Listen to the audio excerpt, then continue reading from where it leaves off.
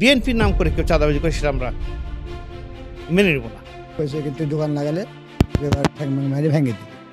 মারলো, মারার পরে এরা বললো যে ঘটনা বাধ্যতামূলক সিগারেট বেচা বাদ দিয়েছি। চাঁদাবাজি এই জায়গাতে স্থান পাবে না। ওটা বসা করতে করতে চা সিগারেট খাইতে খাইতে ভুস করে যে টাকাটা বাইরে যায় সেই টাকাটা দিত না। এইভাবে একজনের কাছে মোটামুটি 500-700 টাকা করে, কারো কাছে 2000, কারো কাছে 800, কারো কাছে 700, এইভাবে টাকা বাইরে থাকে। এখন আমার এত অর্থমূল্য খারাপ হয়ে গেছে যে আমি নিজেও সিগারেট বেজে কিনবো কিনে যে দোকানে তুলবো সেই জিনিসটা তুলতে পারি না। বাধ্যতামূলক সিগারেট বেচা বাদ দিয়েছি। এখানে দোকানদারি করছিলাম, হঠাৎ করে 20-25টা ছেলে পেলে আসি আমার দোকান ভাঙচুর করেছে। আমার দোকানের ফলমূল সব হারা গেছে, কিছু বালার আছে, ওটা 13,000 টাকা আসলে এটাও নাই। ওকে মাছ ধরে হালকা পাতলা কিছু করেছে, করে সব ক্যারেট ম্যাট ফেলে দিয়েছে। যে এখন এই অবস্থায় আছে, আমাকে কইছে কিন্তু দোকান লাগালে এবার ঠ্যাং মারি ভেঙে দিবে। এটা আসলে হলো হীরারা। হঠাৎ করে 20-25টা ছেলে পেলে আসি আমার দোকান ভাঙচুর করেছে। আমার দোকানের ফলমূল সব হারা গেছে, কিছু বালার আছে, ওটা 13,000 টাকা আসলে এটাও নাই। ওকে মাছ ধরে হালকা পাতলা কিছু করেছে, করে সব ক্যারেট ম্যাট ফেলে দিয়েছে।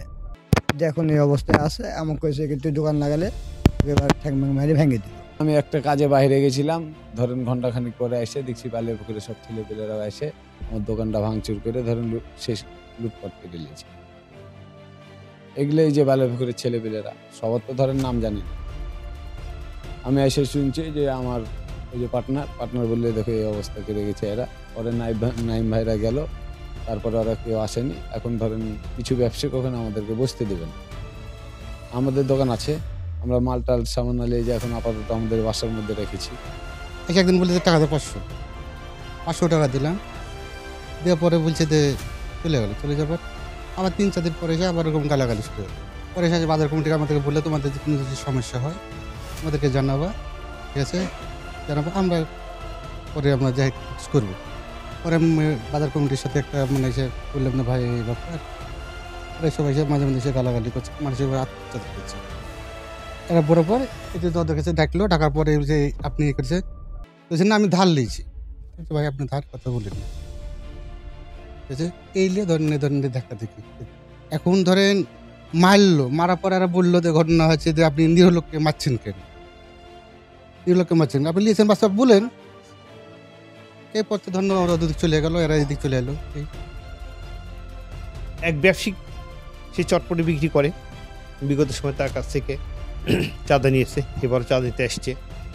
সরকার এই সময়তেও একবার 500 টাকা নিয়ে গেছে, নিয়ে যাওয়ার পর আবার নিতে আসছে। সে আমাদের কাছে একটা লিখিত অভিযোগ দেয় যে আমি তো আপনাদের সদস্য, আমাকে আপনার হেল্প করেন। আমাদের হেল্প করাটা নৈতিক দায়িত্ব মধ্যে পড়ে বলে আমরা বিষয়টা কি জানতে গেছি। আমি আমার সেক্রেটারি পাঠান যে তুমি বিষয়টা দেখো ঘটনা কি।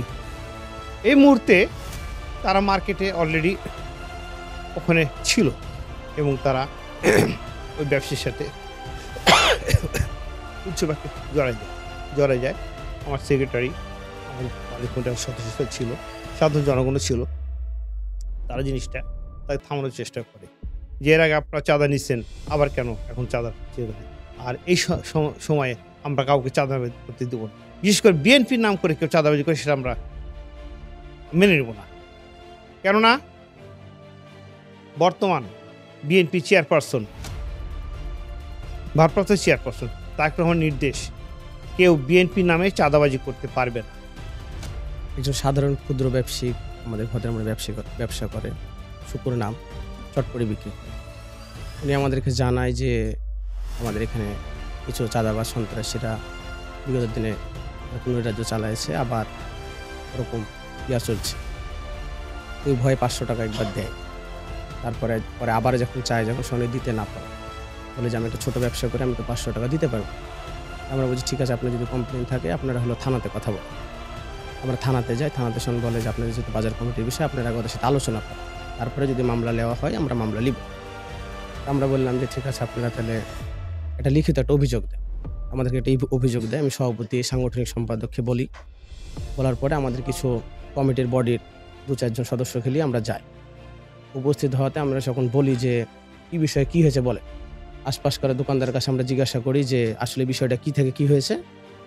তখন বলে এরকম হীরা নামের একজন চাঁদা লেন। এই কথা বলার পর আমরা কিছু দোকানদারকে বললাম যে আপনারা সবাই যদি এক থাকেন তাহলে কোনো চাঁদাবাজি এই জায়গাতে স্থান পাবে না।